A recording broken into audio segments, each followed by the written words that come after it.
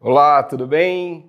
Meu nome é Adam, sou um dos pastores da igreja da cidade e que alegria poder estar com vocês, poder entrar aí na sua casa para mais um estudo dos grupos da cidade. É uma alegria poder estar aqui com vocês e compartilhar da palavra de Deus com vocês. Mas antes de mais nada, eu quero desejar a todos uma feliz Páscoa. Estamos entrando aí nessa semana, uma semana tão especial, Semana da Páscoa, estamos caminhando aí para o Domingo da Ressurreição, essa semana que é o ápice, da vida cristã, é o ápice do cristianismo, quando nós nos lembramos da morte e da ressurreição do nosso Senhor.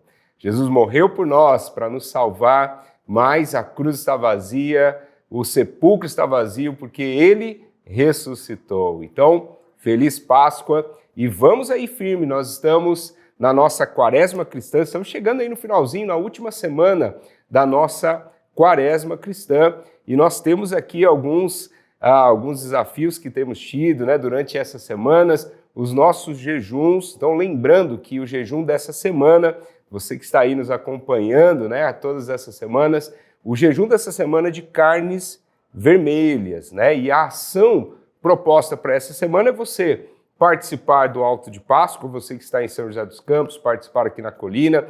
Se você está numa cidade onde nós temos as nossas igrejas, a igreja da cidade, você pode participar de uma das nossas igrejas, da rede de igrejas da cidade.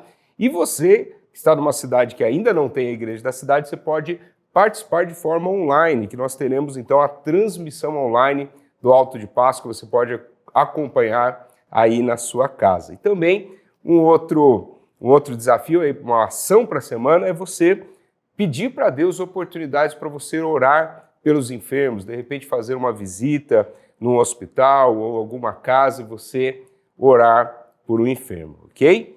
E nós vimos na semana passada, nós estamos nessa sexta semana da Quaresma Cristã e no domingo passado recebemos a mensagem Jesus e o sobrenatural ressurreição de Lázaro. Então nós meditamos no texto de João 11. Eu queria propor para você aí na sua casa, depois abrir a sua Bíblia e ler todo esse capítulo de João, capítulo 11. Eu quero só ler um versículo para você, que está ali no versículo 40. Diz assim, Jesus lhe disse, não lhe falei que se você crer, verá a glória de Deus? Então, o versículo que me chamou a atenção desse texto, Jesus dizendo, eu não te disse, se você crer, você verá a glória de Deus. E isso tem tudo a ver, inclusive, com o nosso estudo dessa semana, que nós vamos meditar hoje, através desse vídeo que nós vamos falar aqui. Mas eu queria que você meditasse nesse texto de João 11 e você falasse aí depois o que chamou a atenção, esse milagre, o que tocou no seu coração, você compartilhasse aquilo que Deus falou com você.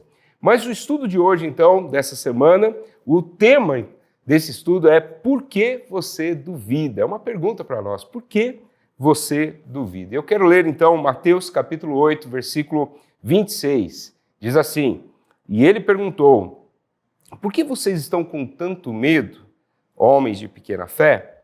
E então se levantou e repreendeu os ventos e o mar e fez-se completa bonança.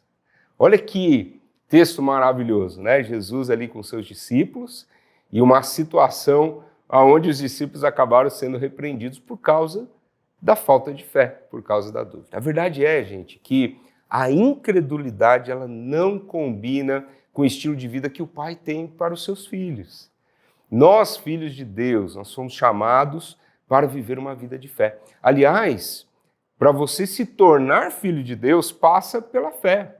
João 1,12 fala exatamente isso, mas a todos que receberam Jesus, aos que creram no seu nome, deu-lhes o direito, o poder de se tornarem filhos de Deus. Então a vida cristã começa pela fé. E toda essa jornada da nossa vida cristã, nós vamos ser desafiados a nós abandonarmos a incredulidade, nós abandonarmos os medos, abandonarmos as dúvidas e abraçarmos esse novo estilo de vida, de convicções, de intimidade, de esperança, de amor, por meio da nossa confiança em Deus. Só é possível viver esse estilo de vida através de uma confiança plena em Deus. Um discípulo de Jesus, ele não se move por aquilo que ele vê, mas por aquilo que ele crê. A nossa vida é assim. Nós não nos movemos por aquilo que nós vemos, mas realmente por aquilo que nós cremos, né? Dentro dos princípios da palavra de Deus, né? Do que a palavra de Deus nos revela, do que o Espírito Santo fala no nosso coração, mesmo quando as coisas não estão tão claras, quando nós não sabemos todos os passos a serem dados, quando às vezes até mesmo um comando naquele momento não faz sentido, mas a gente pode confiar em Deus e em obedecer. O pastor Carlito Paz, ele fala o seguinte: no mundo você vê para crer, na vida cristã você obedece para ver. Então é isso, a gente precisa crer, obedecer para ver. Mas apesar da gente saber disso, né, nós sabemos que o justo viverá pela fé, que a nossa vida, nossa chamada para viver dessa forma, mas apesar disso, vira e mexe a gente é assolado pelas dúvidas, não é? Vira e mexe a incredulidade vem bater a porta do nosso coração, tentando roubar a fé dos nossos corações. E foi isso que aconteceu com os discípulos, no texto que nós lemos. E é engraçado que, mesmo Jesus estando com eles no barco, a tempestade, ela atingiu o coração deles. No meio da tempestade, eles perceberam uma dúvida. A incredulidade veio tentar roubar a fé do coração deles e a gente vê esse diálogo, né? Mas Jesus, nesse relacionamento de amor com seus discípulos, ele vai sanando as suas dúvidas. Jesus vai preparando os seus discípulos para viver uma vida extraordinária. E é isso que ele quer fazer comigo e com você. Através desse relacionamento pessoal, através das experiências que nós vamos tendo com ele, nós vamos então trocando a dúvida pelas convicções, trocando a incredulidade pela fé para viver essa vida extraordinária com Jesus. E hoje, então, nesse estudo, nós vamos ver 3 princípios que nós vamos meditar do impacto, o que acontece na nossa vida quando nós decidimos confiar plenamente em Deus. Qual é o impacto, né, dessa realidade na nossa vida? Então, 3 princípios para você, quando você começa a confiar plenamente em Deus, o que acontece com a sua vida? Então, o primeiro princípio, quando decidimos confiar em Deus, nós podemos clamar e trazer glória a Ele. Salmo 50, versículo 15. E clame a mim no dia da angústia, e eu o livrarei, e você me honrará. Verdade é, queridos, que Jesus nunca prometeu que a nossa vida seria fácil.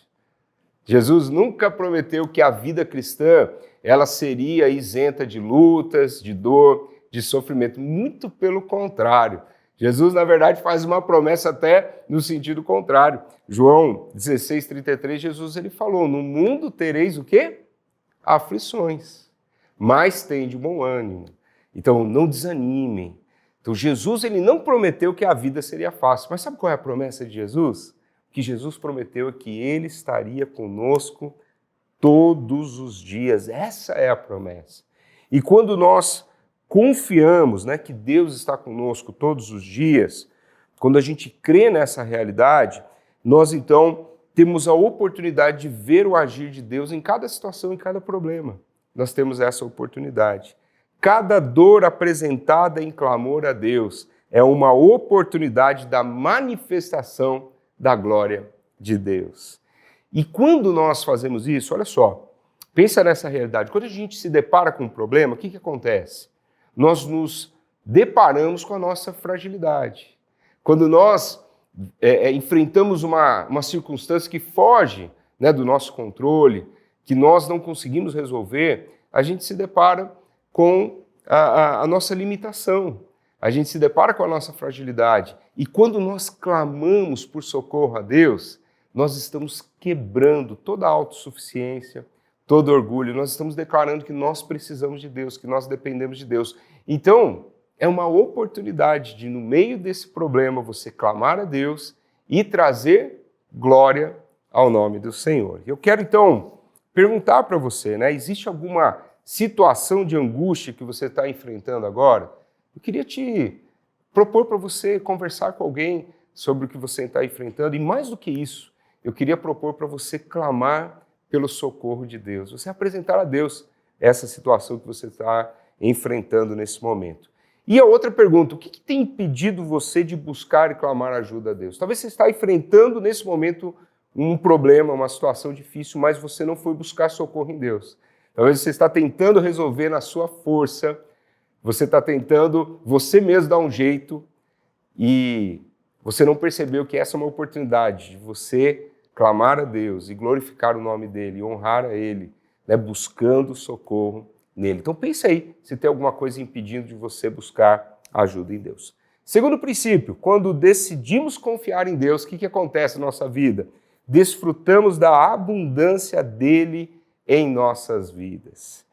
Olha o que diz 2 Coríntios, capítulo 9, versículo 8. E Deus é poderoso para fazer que lhe seja acrescentada toda a graça, para que em todas as coisas, em todo tempo, tendo tudo o que é necessário, vocês transbordem em toda boa obra. Eu gosto demais a forma como o apóstolo Paulo ele enxerga, né? Ele tem essa perspectiva da totalidade de Deus, da abundância de Deus, né?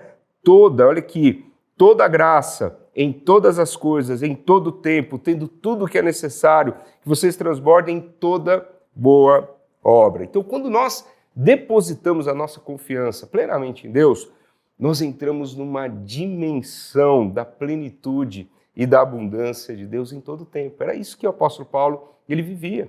Independente das circunstâncias, independente do momento que ele estava vivendo, ele estava nessa dimensão da abundância e da plenitude de Deus. Se você então busca realizar uma obra que Deus lhe pediu para fazer, você sempre vai encontrar um amplo suprimento da graça de Deus para te sustentar.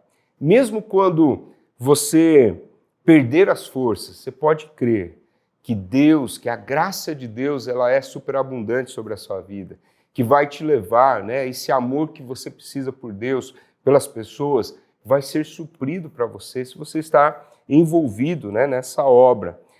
O problema é que, por que a gente se frustra muitas vezes? Nós nos frustramos porque muitas vezes a gente está buscando simplesmente as nossas realizações pessoais, simplesmente os nossos projetos pessoais. Muitas vezes, né, nós estamos buscando o nosso conforto, o nosso bem-estar, mas quando nós confiamos totalmente em Deus, a nossa vontade passa a ser a vontade de Deus.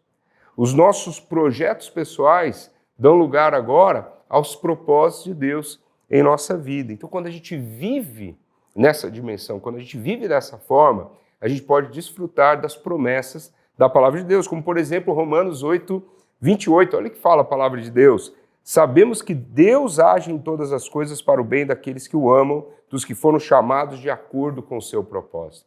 Você ama a Deus? Ótimo. Você está envolvido nos propósitos de Deus? Então tenha certeza que tudo vai cooperar para o seu bem. Então eu quero perguntar para você, você está vivendo nessa dimensão da plenitude, da abundância e da satisfação em Deus? Se você não está vivendo, né, o que ajuste precisa ser feito na sua vida para isso se tornar uma realidade na sua vida? Terceiro princípio, quando decidimos confiar em Deus, compreendemos quando Cristo dá uma ordem. Marcos 14, 13. E então ele enviou 2 de seus discípulos, dizendo-lhes, entrem na cidade. Teve um comando e eles simplesmente obedeceram. Quando nós decidimos, né, confiar plenamente em Deus, a gente tem mais facilidade de ouvir a Deus e de obedecer. Mas o contrário também é verdade.